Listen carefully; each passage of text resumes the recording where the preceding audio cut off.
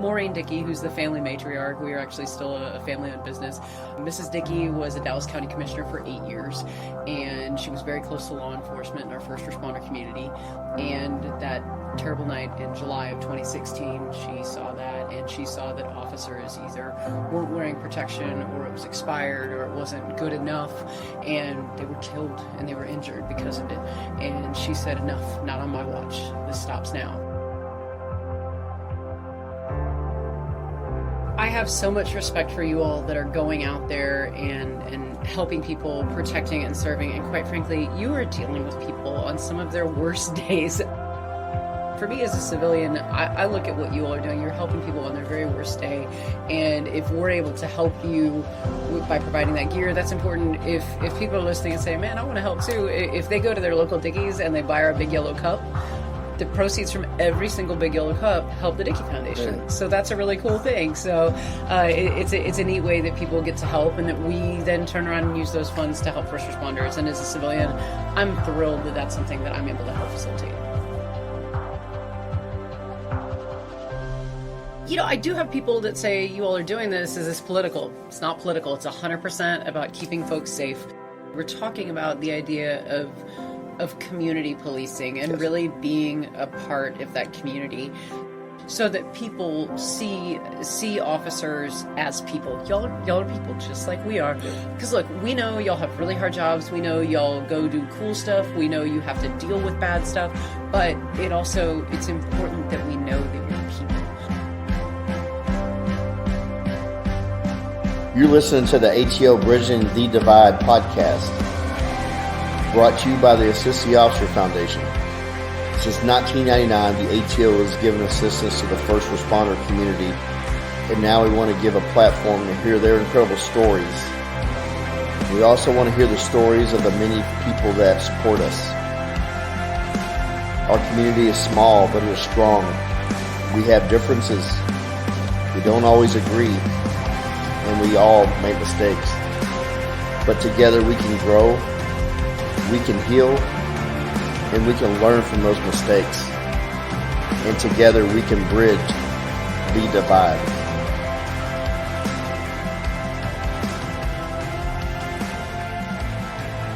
Welcome back, folks, to the Bridging the Divide podcast. I'm very grateful to welcome on today's guest. This is going to be our first organization we have on that supports first responders, and she's actually the one who put the bug in my ear to start a podcast. When she said it, I had no idea what it would be about, or even if I could do it. But here I am. She is the executive director of the Dickey Foundation. Before this, she was 15 years in a nonprofit, former nonprofit leadership management, communication, and fundraising. Former SMU grad, Pony Up. Pony Up. She started the Dickey Foundation in January 2020, and then the pandemic hit, and that's hard for any nonprofit. She's an incredible person. I've gotten to know her for the last year. I'm excited to welcome on Betsy Orton. Betsy, thanks for being on. Oh, thank you so much. I'm so thrilled to be here. All right. So I want to talk about the Dickey Foundation. I actually met Miss Dickey back in 2016. It was November 2016. It was after the shootings. Dallas was reeling. Everybody was running out to try to find protective gear. And most officers, including myself, we were buying our own. And Minnie Caruth actually introduced me to Miss Dickey, and we kind of hit it off. And her organization at the time was Barbecue Boots and Badges. Mm-hmm. And we started doing fundraising for ballistic rifle plates for the Dallas Police Department. The gang unit was the first to receive these plates, and there was a lot of challenges that we ran into from a lot of red tape that people kept trying to throw up, and I'm going to talk about that in a minute, and it's probably going to upset one particular person, but he is no longer active, so it's okay. So it is now your stage. Well, thank you again. Thanks so much for having me. And to that point, Maureen Dickey, who's the family matriarch, we are actually still a family-owned business. We're celebrating 80 years this year. So it is a family business, but Mrs. Dickey was a Dallas County Commissioner for 8 years, and she was very close to law enforcement in our first responder community. And that terrible night in July of 2016, she saw that, and she saw that officers either weren't wearing protection, or it was expired, or it wasn't good enough, and they were killed and they were injured because of it. And she said, enough, not on my watch, this stops now. And well, in 2016, I wasn't with the foundation yet. They did work with Dallas Police Department to make sure that they could help provide you all with that rifle rated armor. That is a very important thing. As you mentioned, it was Barbecue Boots and Badges originally, but it has grown since then, and it's now the Dickey Foundation. We're tied a little bit closer to our parent brands there. Dickey's Barbecue Pit, if you're familiar with it. I'm very familiar with it. Very familiar with it. I Yes. love that. Love hearing that. The original one, still right here at Knox and Central, been here for 80 years. I've enjoyed some old fashions with you there. Yes, we have our Central Bar there. We've got lots of good cocktails that go great with barbecue. I agree. So I've been going over your bio, and it's very impressive. You have already to date, you've raised over $150,000, and you have gathered donations for protective gear for both police and fire. It's not just law enforcement that your organization helps out. You've gotten helmets and shields, you've bunker gear, protective shields and armor, radios for fire, quick clot first aid kits. You have, to mention, recently you've helped out the Rusk County Sheriff's you give them armor for 32 officers. Rowlett PD, you got 13 sets of SWAT gear. NSPD, you provided helmets and shields. And recently, Monument Police Department in Colorado, you teamed up with Shield 616 and outfitted them in protective gear. I saw that picture, and you took with a group, and they couldn't be more happier.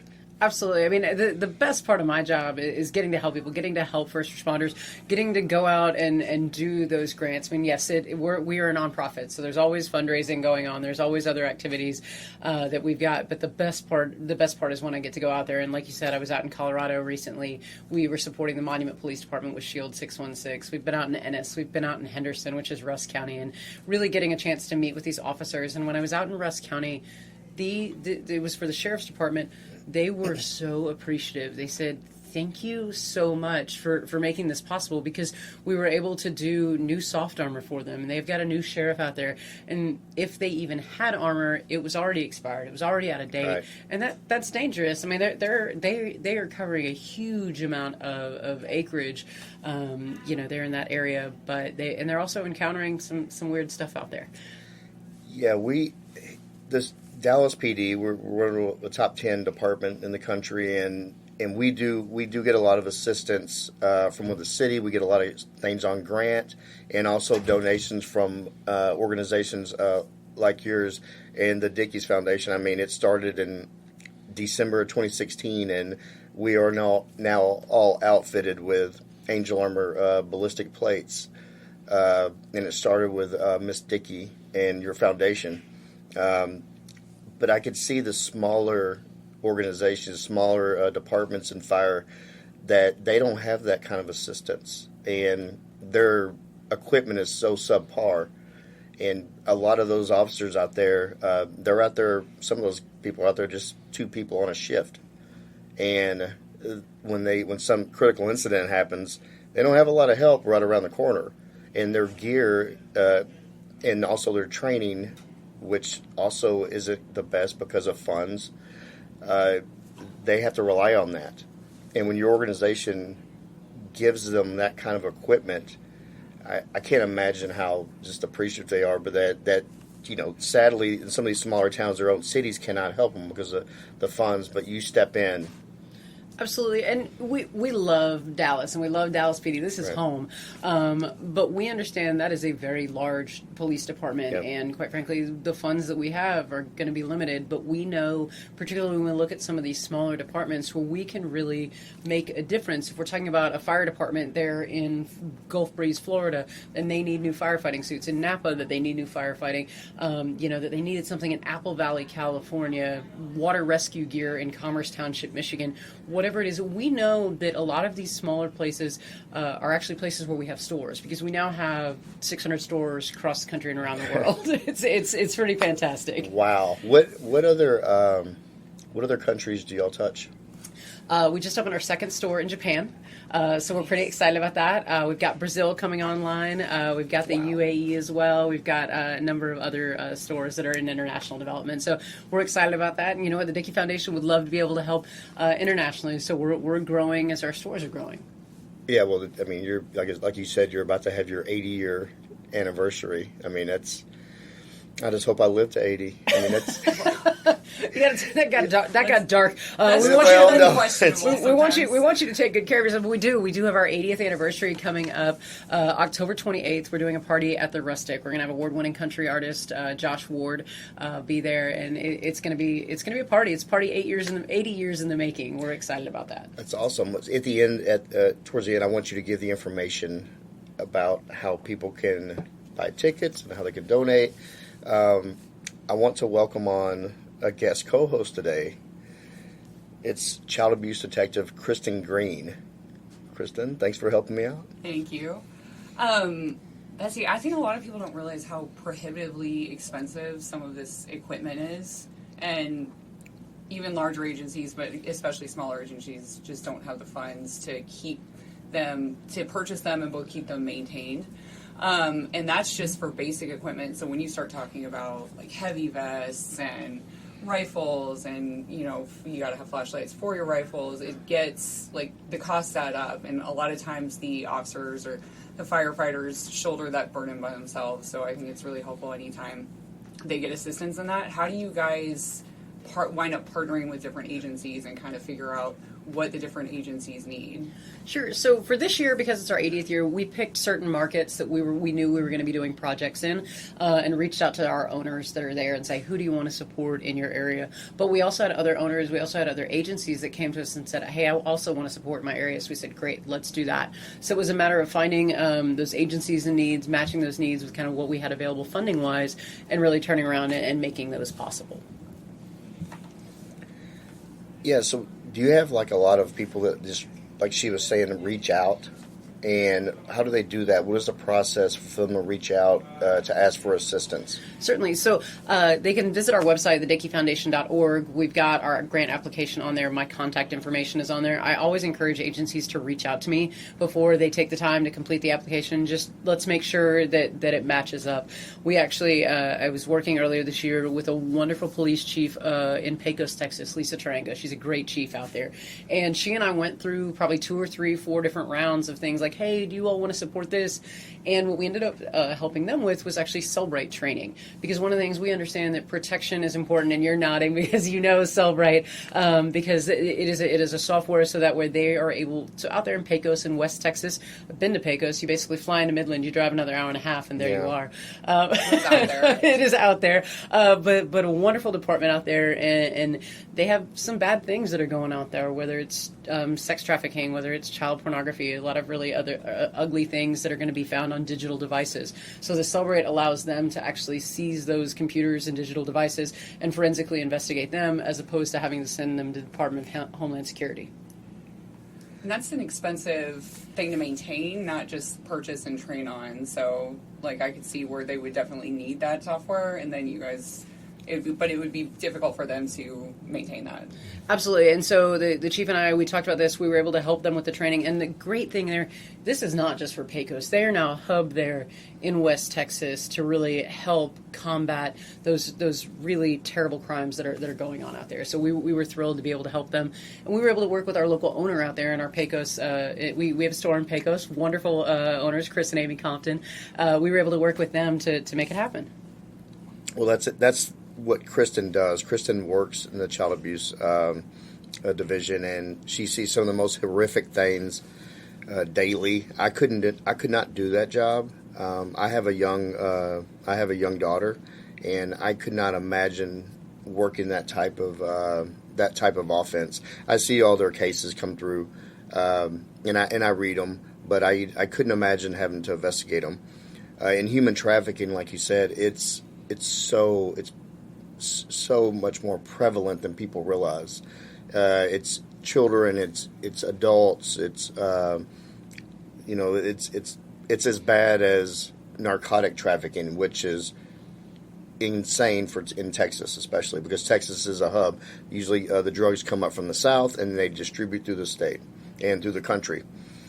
I actually have some questions here. Misty Van Kuren could not be here. She's actually out doing real police work right now. She is tracking a suspect with the FBI.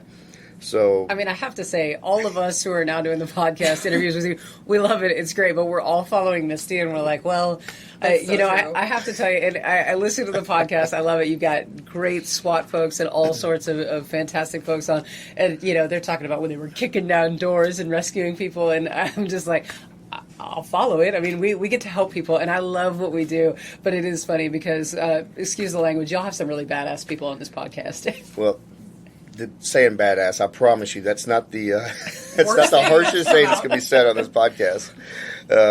No, it's not about that. When you urged me to do it, and I had no idea. I'm like, I don't know what you're talking about. I went on. I'm going to talk about your podcast in a second, but you got me to come on, and I really didn't know what to expect, and I haven't done a whole lot. I mean, but it was fun, and I had no idea what I would even start a podcast about. You kind of pushed me, and then I got an idea, and eventually, at some point, I'm going to tell where that idea came from and how it grew, but you have supported me wholeheartedly through this, and your organization has supported the Assist the Officer Foundation. You were out helping us at the golf tournament, going out passing out drinks and food to golfers and helping in any way you could, and you spent the day with us out there. And I'm telling you now, thank you. I thanked you then, but I want everybody to know how appreciative the ATO is from all the help from you and the Dickey Foundation. But going back to this podcast, I don't want a bunch of crazy shootout stories and SWAT stories kicking in doors. I want on organizations, and I want on people that support us for years. And a lot of people these days, especially, support us from the shadows. And we get donations from here and there, but I've actually literally been told by some people, please don't mention where you got this from. The Dickey's Foundation historically has been on a stage. They don't care. I watch your social medias. You donate across the country to law enforcement and also for firefighters, and you don't care. And can you speak on that? It's really because we're proud of what we do. We very much believe in supporting first responders. We know that in the last few years there have been some bad actors and there have been some bad things. But for us, it is really about supporting these brave men and women who are going out there and helping people every single day. When we're doing this is not a political statement. This is making sure that you get to go home to your daughter every night. This is about making sure that firefighter has clean protective gear so they're already being exposed to so many things. Firefighters, the days of seeing a firefighter in a dirty suit, those are gone because all of that was really nasty carcinogens that were getting leached in through the skin, and they were having terrible incidents of really nasty cancers. And so for us, we are all about helping. We want to make sure that people can go home and tuck their kids in at night. That is a really important thing for us, and we're just so proud that we can support our first responders. No, I can't tell you how much I appreciate hearing that. And I know we have a few listeners to this, and I promise you, they're I would imagine the majority are first responders, and they're going to really appreciate that. I promise you. I am proud to help out and be involved with the Dickey's Foundation and have a good partnership with the ATO and the Dickeys. I have some questions for you. as a civilian. Okay. Okay. I am. Misty Van Kuren actually wanted me. She gave me a list of questions to ask you since she couldn't make it. As a civilian, what is your perspective of policing after the recent years? You know, I have so much respect for you all that are going out there and helping people, protecting and serving. And quite frankly, you are dealing with people on some of their worst days. And you know, nobody wants to have to call the police. That's never a good thing. Let me call the cops. That's not a great idea. It's probably a bad day. And so for me as a civilian, I look at what you all are doing. You're helping people on their very worst day. And if we're able to help you by providing that gear, that's important. If people are listening and say, man, I want to help too, if they go to their local Dickies and they buy our Big Yellow Cup, the proceeds from every single Big Yellow Cup help the Dickey Foundation. So that's a really cool thing. So it's a neat way that people get to help, and that we then turn around and use those funds to help first responders. And as a civilian, I'm thrilled that that's something that I'm able to help facilitate. So this is your first time when you're working with the Dickey's Foundation, working with first responders? Yes. So my career, I've spent my career in nonprofit organizational management and fundraising the last 15 years or so with various organizations. So quite frankly, coming over to the Dickey Foundation, I have friends who are in law enforcement, but really a chance to work with you all. This has been fantastic, and I love it. Is it different, and like what have you noticed about it, or what have you kind of learned working with first responders? And well, the language is definitely more colorful than when I worked at a preschool. What? What are you talking about? I had no idea. But, you know, I will tell you, one of the things in nonprofit, and part of the reason I picked a career in nonprofit is not that I believe I'm going to change the world. It's that I believe I can wake up in the morning and I can go out and make just a small amount of difference in my community. And that's a huge thing, whether that's after school education, whether it's preschool education, whether it's the American Red Cross, whether it's the Dickey Foundation. It is knowing that I'm going out there and making a difference. And I will tell you, what is consistent is the gratitude. People are so appreciative. First responders, you all are so appreciative of what we're doing. When we're talking to families, we're providing education, so appreciative. When you're going to a disaster area and you're helping people who have been affected by a hurricane, they're so appreciative of the help you can give. And so that to me is one of the best things about being in a nonprofit. Yeah, like I said, a lot of people now, a lot of people now support us from the shadows. Have you got any negative feedback from the public and political pressures and for outwardly supporting us, and how do y'all deal with that? You know, I do have people that say you all are doing this. Is this political? It's not political. It's 100% about keeping folks safe. They're going out there and they're doing their jobs. I know that my mom and dad don't worry a whole lot about when I come to work. But I know that your parents very much do worry about you when you go to work. And so the idea that we can help support the first responders, so it's just better likelihood that you're going to make it home safe. That's the important part. And I don't.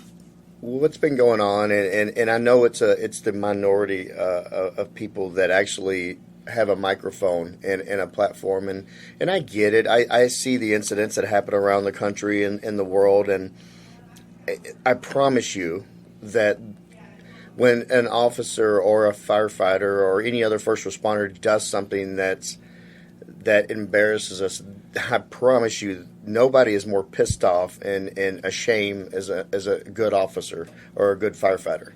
And we don't like it because we know the ramifications of that. We are going to get judged and lumped in as an aggregate of somebody on the outside, that you're going to have knuckleheads in every profession. There's not one profession in America that doesn't have people that screw up, and we just have a very unforgiving profession. And there's you never hear about the planes that land safely in our country. We just hear about the crashes, and those get amplified. But again, the support y'all give, even in the face of that, I can't thank you enough for that. Well, and it was funny because I was actually interviewing Dan Russell on the Dickey's Doing Good podcast, and we were talking about some of his experiences, whether it's hostage negotiation. Guess what? We never hear about on the news when hostage negotiation goes right. You only hear about it when it goes wrong, and that's a terrible thing. I mean, when I go out and I get to tell, like, oh, we're giving away vests and we're giving away protective gear, people get really excited about it. And so, people love hearing the good stories. And the unfortunate thing is you all are held to a higher standard. And so often it's the bad stories that they're hearing. And I'm sorry for you all on that, because we do love hearing the good stories. That's why I love sharing the good stories. It's the fun part. And it's weird working cases since I went to child abuse, because you're part of the cases that make the news and, like, will be on the news, and you see some of the response to it, and just everybody kind of has an opinion about what happened, even in just a case that we're not involved in, we're just investigating, and everyone has an opinion about what happened or what they think went down, or there must be some lying. And it's so seeing the, like, actuality of what's going on versus what the general public may have an opinion of is actually really enlightening, kind of seeing the, like, disparity between the two of them. Well, and 100%, and you and I were talking at the golf tournament about a lot of things, day. but it was a really fun day. It was a great event. Loved that. But we were talking about the fact that people don't know the whole stories. The news, they're telling it in 15-second snippets, but you all are hearing more about the story. You know about the family dynamics, and you see what's going on. Was this a one-time thing? Was this just is this a real issue in the household? And so, I mean, you all deal with a lot, and so the fact that we're able to come and support in any way, we're all about doing that. Thank you. People don't call us on their good days. Right, exactly. No, Nobody calls the cops and said, "I'm having a great day," and I they're just like, wanted to see you today. "Right." Yeah, and we see people on their worst days and their worst behaviors and worst moments of their life, and we have to do it, and we have to have people that call us out that they don't necessarily want to call us out, but they have to because they can't handle the situation themselves.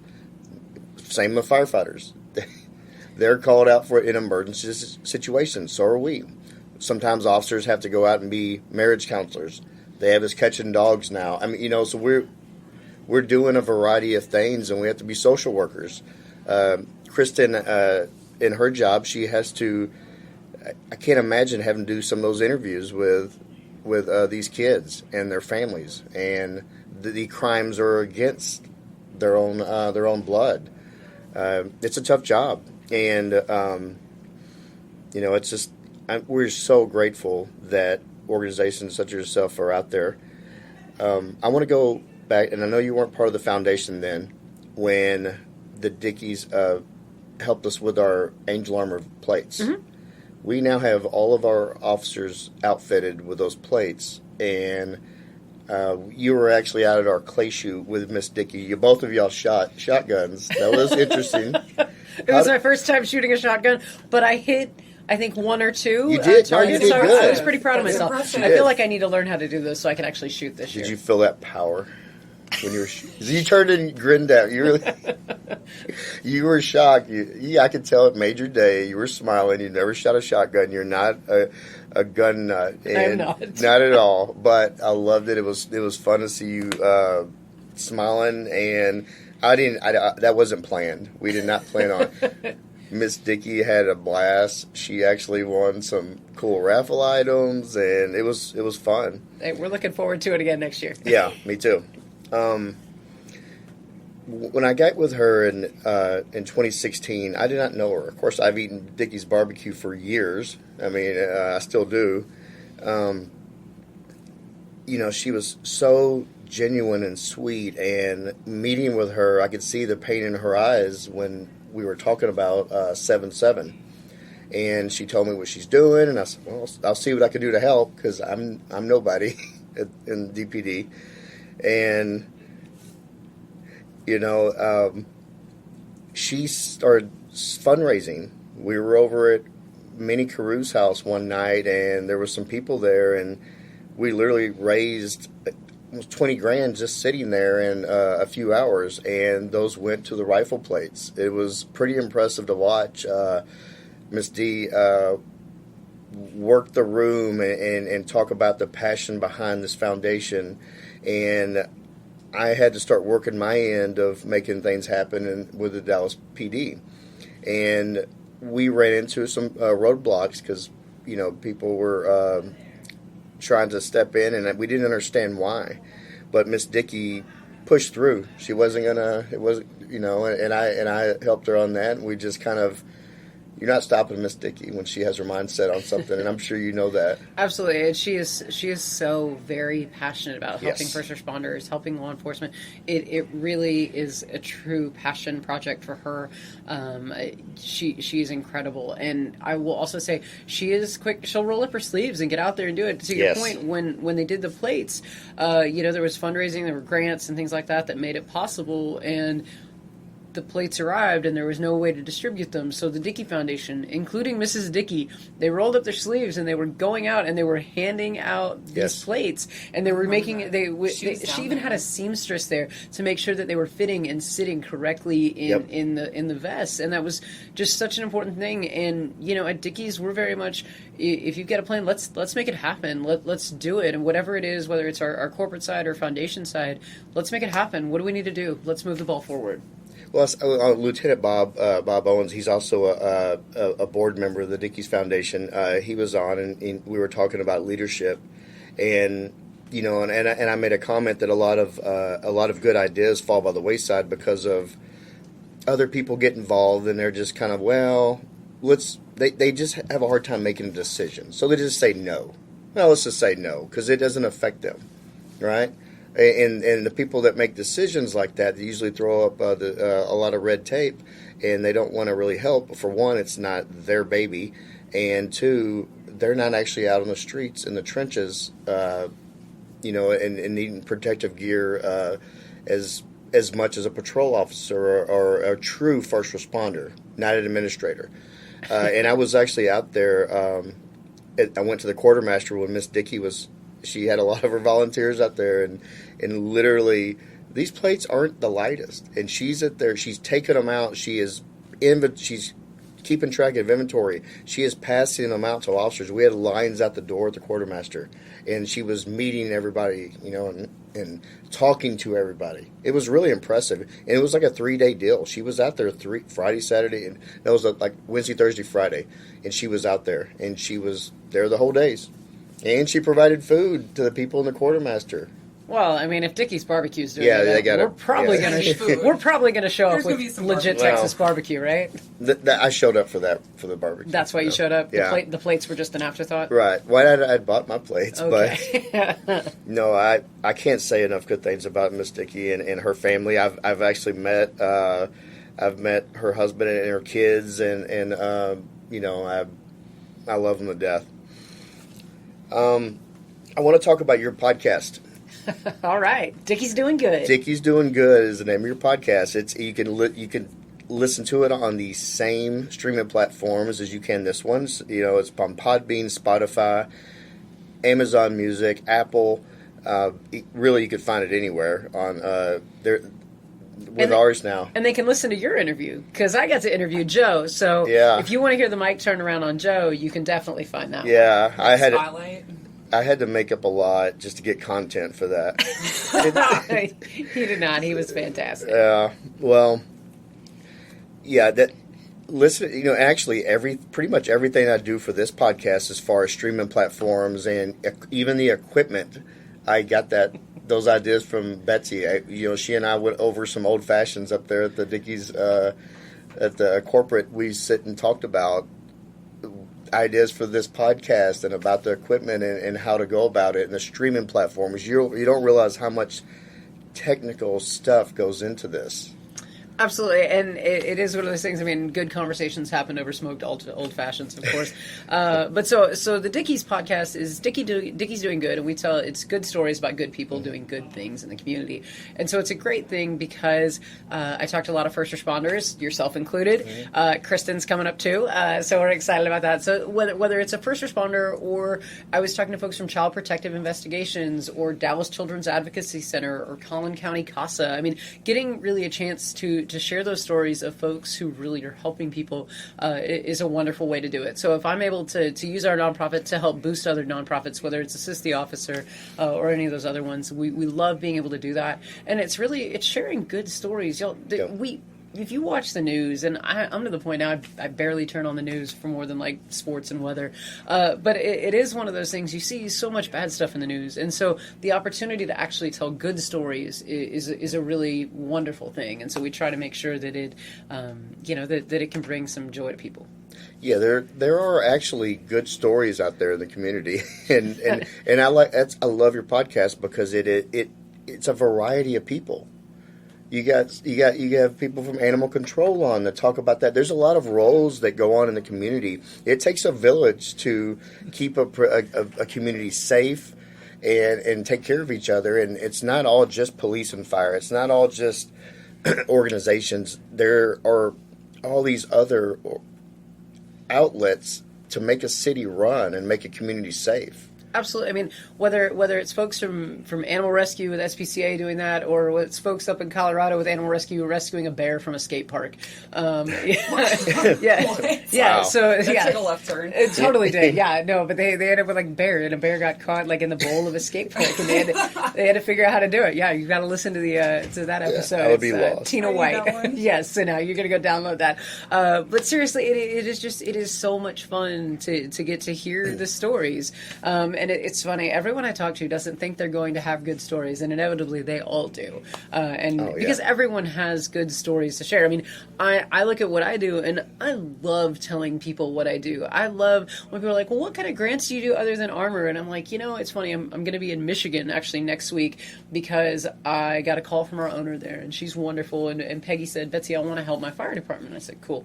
So I called him. I said, Chief, what do you need? And he said, Betsy, I need water rescue gear. I said, come again, you're in Michigan. And he said, but in my little town of Commerce Township, Michigan, I have 50 bodies of water. And if you don't have proper ice and water rescue equipment, it's really dangerous. If you've ever just thrown a rope into water, it immediately takes on that water. It gets heavy, which endangers his firefighters, his volunteer firefighters, and the people who are being rescued. So I said, absolutely, send in the application. I ran it through our board because everything has to go through our board to get approval. Yeah. And, we're doing that, and we're able to provide that for them so that they're able to safely do rescues. And so it is one of those things. It's not just armor and turnout gear. It's let's get creative. What are the various things that you need? Yeah, that's just little things like that. There's a science to every task that's done. And my pea brain can't comprehend that about the freezing of the rope. I mean, my eyes glaze over and I go into deep hypnosis. But people that see, I don't deal in that, so I don't know about it. There's things that I could discuss about law enforcement that most people, they would go into deep hypnosis and and start thinking about eating a barbecue sandwich or so. They would tune me out. You can do both at the same time. It's okay. No, I do it all the time. Right? I'm actually eating a sandwich right now. Yeah, absolutely. It's delicious. It's all He's over. got a pulled pork sandwich. It's all over. Yeah, it's all over the front of me. I didn't have a bib, so and you should have seen the mess Kristen's made. But kind of on the other stories, like we're partnering with the Phoenix Police Foundation because they needed to put first aid kits in all 500 of their patrol cars, and so that was a pretty significant gift. So we offered a matching gift for that to inspire people because those are like $50 a piece, and people are like, because so often police officers get on the scene before EMS and before firefighters, and so whether it's something whether it's a scrape or something like that in a car accident, or whether it's something serious, because like I said, we've got that quick clot, and that that can help save lives if people are really injured or gunshots, all these kind of really nasty injuries. We're helping save lives, and like what a cool thing that I'm like, it's funny, we're like, oh well, we're not saving lives, and I'm over here like, well, I kind of am. Oh, kind of a big deal. No, you don't hear about that stuff. We don't even hear about it in law enforcement. There's things that you definitely don't.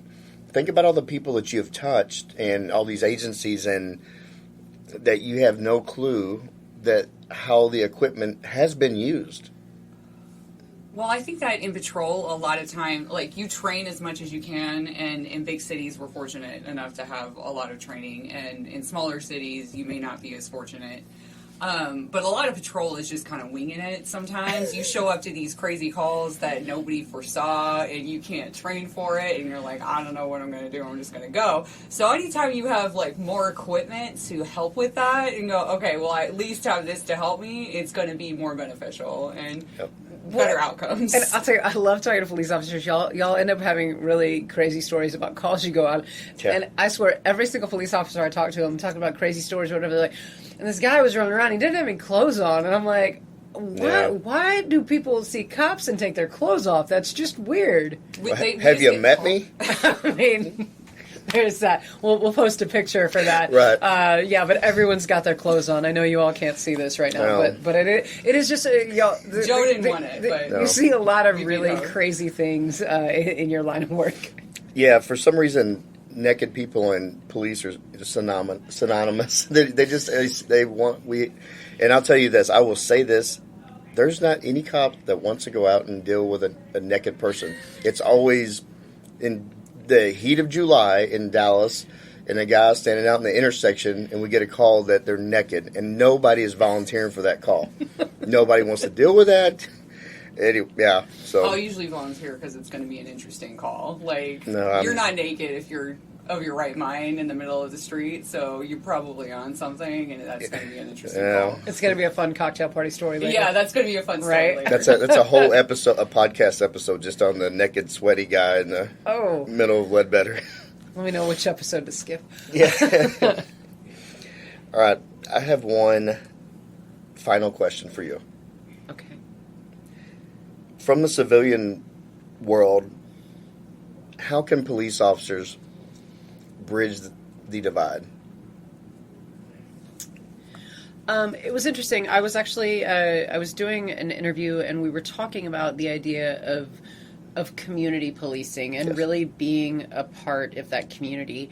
I was talking to someone, and they were talking about, so often police officers have their bubble, and it's their people, whether it's a spouse, whether it's their close friends and things like that. And that is a wonderful resource, but it's also needing to branch out of that bubble so that people see officers as people. Y'all are people just like we are.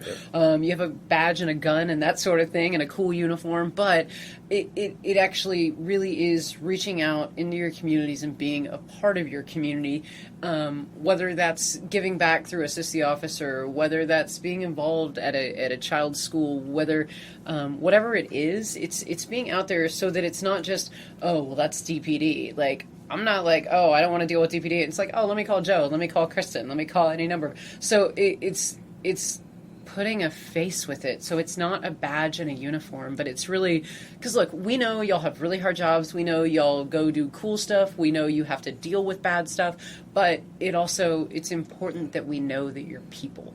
And that to me is one of those things. I mean, and people see firefighters and they're like, oh, they're our heroes. This is great. They run into burning buildings. Well, firefighters also deal with a whole host of other things. And so for someone to say, oh, I know someone who's a firefighter, like they had this crazy call, but hey, that fire station needs a new smoker, or, let me take them cookies, or anything to help humanize, because you all are our local heroes. You are. And so for us to get to meet and really spend time and visit with our first responders is a huge thing. Well, I think that's a perfect way to wrap this up. I want to thank you, the Dickey's Foundation, and I want everybody to know that the Dallas PD and the Assist the Officer Foundation, we couldn't be more grateful for having a friendship and also a partnership with the Dickey's Foundation. Please go out and support the Dickey's Foundation. Look them up. Listen to Betsy's podcast, Dickey's Doing Good, and take a look at that 80-year anniversary. I'm going to be there. Kristen's going to be there. It's going to be a good party. Oh, how could it not be a good party? It's 80-year anniversary. Exactly. So it's going to be over at the Rustic here in Dallas, in Uptown. And like I said, we're going to have award-winning country music. Josh Ward will be performing. The tickets include food, drinks, the concert, everything. We're going to have a really cool luxury auction, including being a DPD officer for a day, because you not only do get to do a ride-along, you get to do a helicopter ride-along. Yeah. So this is really cool. We've also got some really other cool packages. We've got our chef who's actually going to come to your house and do a barbecue class for like you and a dozen friends. So you too can be a Dickey's Pitmaster. All sorts of really cool things. So if people want that information, they can definitely find us on Facebook. They can go to thedickeyfoundation.org and get all that information. Awesome. Thank you. Thank you so much for being here. I look forward to working with you in the future and continuing our friendship.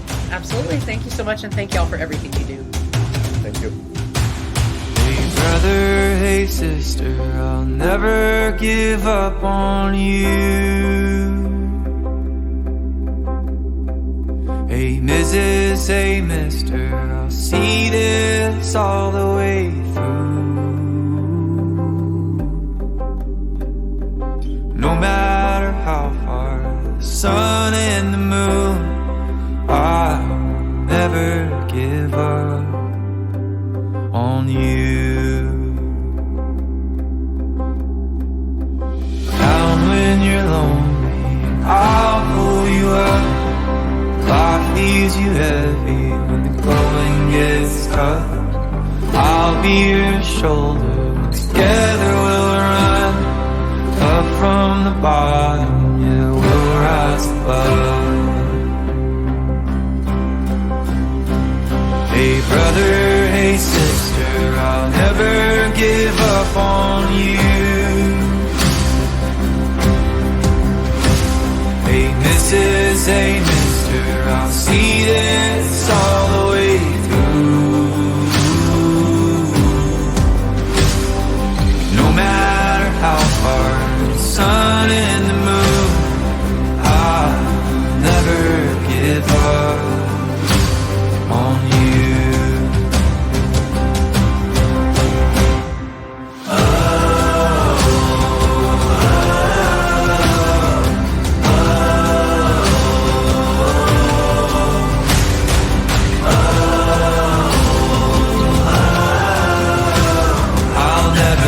Give up on you. Hey brother, hey sister, I'll never give up on you. Hey Mrs., hey mister, I'll see this all the way through. No matter how far, for the gold and the blue, I'll never give up on you.